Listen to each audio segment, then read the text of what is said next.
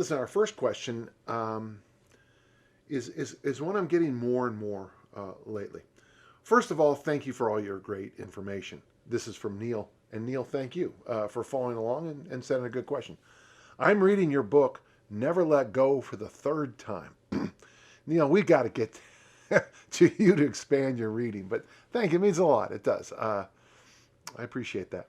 I practice Brazilian Jiu-Jitsu 3 times a week and strength train twice a week. I've been thinking of incorporating the Litvinov workout for a few weeks. My questions are, would you recommend this? Yeah, sure. For those you miss it, I call them lift and sprints now. And it's when you take a hinge or a squat movement, and honestly, before the weight hits the ground, you sprint away. For American football players, rugby players, and probably jiu-jitsu, one of the things I recommend a lot of is, and you actually can do in 3 parts, but let's go through the first part. So you do a deadlift followed by a bear crawl. That is really a great combination. Like do a heavy deadlift for a set of 5, drop the weight and bear crawl away. And if it's an American football player, rugby player, I would add deadlift, bear crawl to a spot, and then leap up and sprint from there. I think that's pretty good. The standard ones are overhead squat followed by sprint, front squat followed by sprint. You can also do with sleds, front squat, overhead squat, a hinge variation that's appropriate outside, followed by a sled pull. Or, if you have hills nearby, you can always just do, at the bottom of the hill, do goblet squats followed by hill sprints. Those would be your basics, and I think that's a good combination of things. I think they're all pretty good. He then, of course, because this is pretty good, let's make it more complicated. Could I do trap bar deadlifts followed by sprints on an aerodyne? Well, you certainly could. I don't think it would be the same because it's the gear change that's important.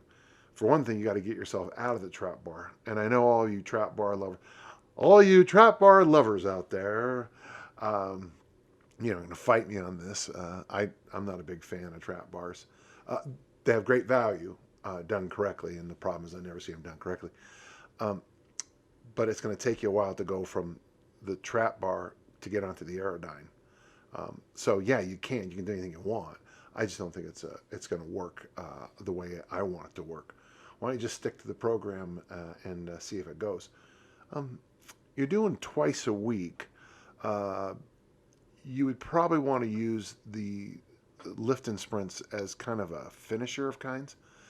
So do something as push, pull, hinge, squat. 2 days a week. Maybe even go to something even simpler, where maybe you do that program that Joran Svensson gave me years ago, that ultimately morphed into 2 days a week, where you bench press on both days, and then on one day you do a squat, and the other one you do a hinge. And the hinge for us was the snatch, the clean, but for most people it'd be the deadlift.